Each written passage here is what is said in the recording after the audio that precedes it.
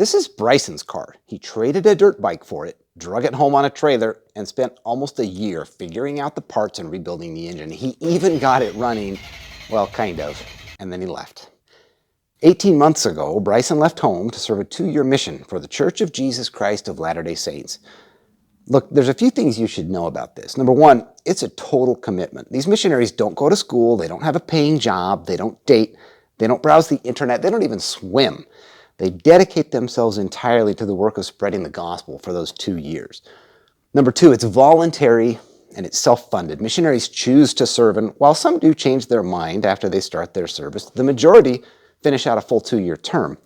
The kicker is that they pay for it themselves. Now, most get some help from family, but they really are on their own. And finally, it's amazing. If you haven't spent some time with these guys, you probably should. Their message is not only compelling, but it's true. God lives and He's our Father. Christ atoned for our sins and He's our brother. His gospel is restored and a modern-day prophet leads His church today. So, Bryson isn't on the internet and he really has no idea what's going on here. I've spent the last 18 months going through as many nooks and crannies of this car as I can. I'm trying to be careful not to overstep my bounds because it is, after all, his car. But I'm pretty confident he'll have no complaints with what I've done so far. At this point, I'm rounding the corner on mechanical items, transitioning into body work with a focus on some of the more significant bumps and bruises and some general panel alignment. First of all, I was working on the headlight. The retract doesn't go all the way down, and so it doesn't align quite right with the hood. And as I was messing with it, I got it a little bit closer, but it stopped responding. The motor on the driver's side has always been a little bit slower, and so I feared that it was going out. It went out, so I had to find another one.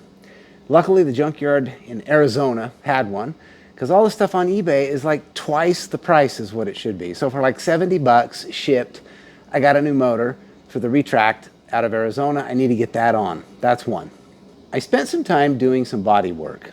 There was a fairly substantial dent right here in the front fender and another dent over here in the hood.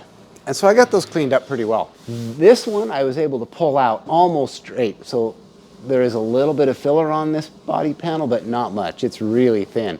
So I'm happy about that. I haven't done any guide coat or any final sanding on it, but at least roughed in, it's good, and it'll get me through the winter without creating any rust or having any problems with the body filler coming off. Now, here's the problem. I lowered the front of the car an inch, which, by the way, I love. I think it helps the stance overall and looks fantastic. The problem is there's just a little bit of interference going on right here between the front tire and the fender, and you can see where it's already disrupted a little bit of the bodywork that's been done. Now, in itself, that's not a problem. In fact, in part, that's why I've done what I did in the order that I did it. I want to make sure that if there is going to be a problem that I find it before we get to final paint. So, to adjust for this, I think what I'm going to do, and even though this goes against every fiber of my 51-year-old being, I'm going to introduce some camber to the front that will push the top of the wheel inward and give it some clearance against the fender right here.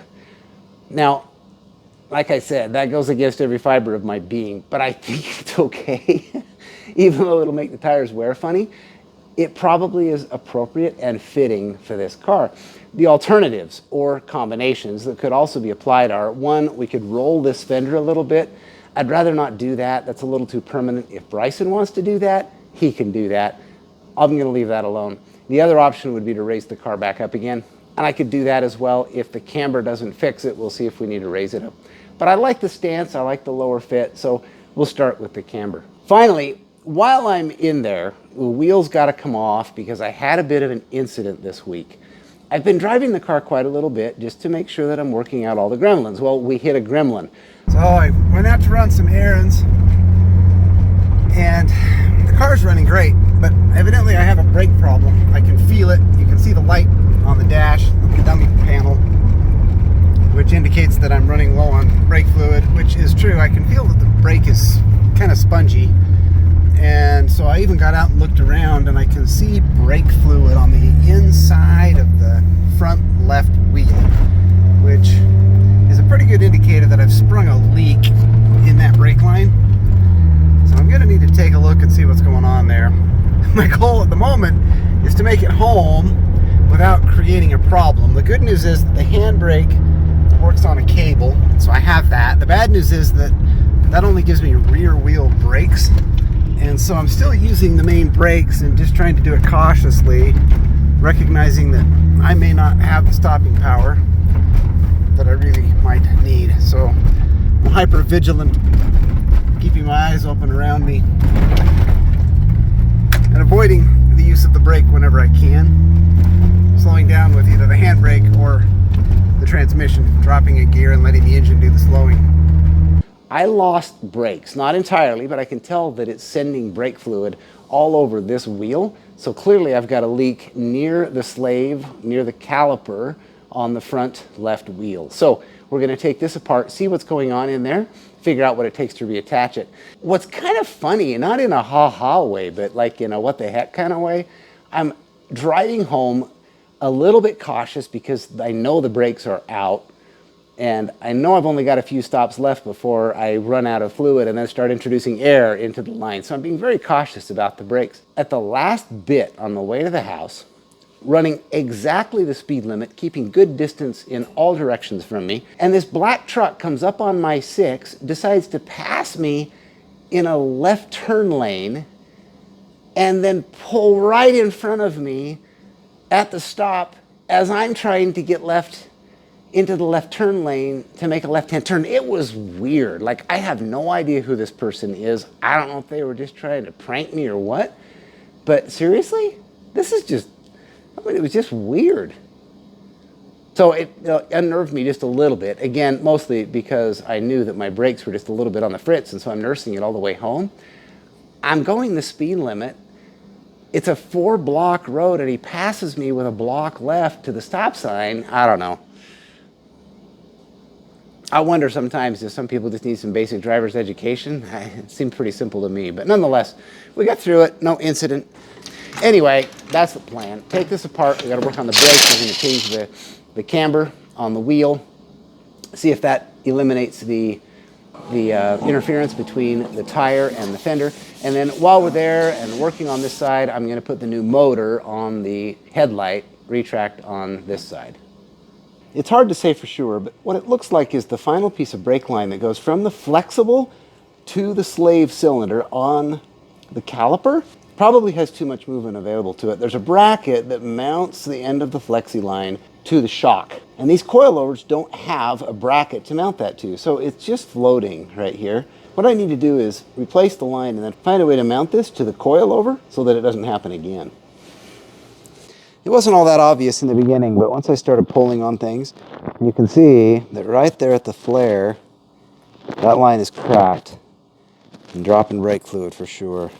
Well, I found this piece of brake line. It's got the wrong fitting here, so we'll need to replace that one. I'm going to cut this off, put a new fitting on it, and then redo the flare.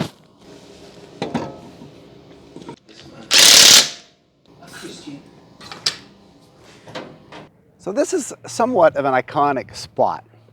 And the reason is that one of the last places that this car was driven by Bryson was to this spot. He actually got pulled over by the cops and got a ticket for not having the car properly registered. Look, in his defense, the car didn't run, so there was hardly a sense in registering it, and he was just trying to get the engine to break in so that it would run. But nonetheless, that's where we are. And every now and then we get really lucky in the winter and get a gorgeous sunny day, so today's a good day for this. The headlights are working great. Having a new motor in the driver's side makes it so that the two headlights raise and lower at about the same speed, so that kind of feels good. And I do have just a little bit of alignment work to do, and interestingly enough, it's the opposite problem I had before, where the light wouldn't go down far enough. Now the light structure is just a little bit too far down, and so a little bit of adjustment needs to be done there, but it's working, so I'm happy. The brakes are mostly working. I don't see any leaks, and the feeling is different, but it's still not great. I think it's back to the way it was. I'm suspecting maybe the master cylinder has a problem. We'll look into that a little bit more later. They're working. It just doesn't feel quite as tight as I think it should, so a little more attention to be done there, but I don't think it's anything major. And finally, as much as I hate to admit it, the negative camber did amazing things. The handling is way better than it's been. Like, the steering is more responsive. It centers back automatically better. And overall, the car is just that much more fun to drive. What's more, unless you're really looking close, you don't even see the camber that I added to it. I actually, in a way, thought that I might like to have it be a little bit more prominent, and maybe we will, but at this point, the way that the coilover is mounted has the camber at its extreme. It won't give any more than the adjustment that's already in place, at least for now. So look, so far so good on that too. I haven't seen it rub on the fender, so it seems like we've accomplished the mission on that front as well. So look, we're 3 for 3. We'll call that a win.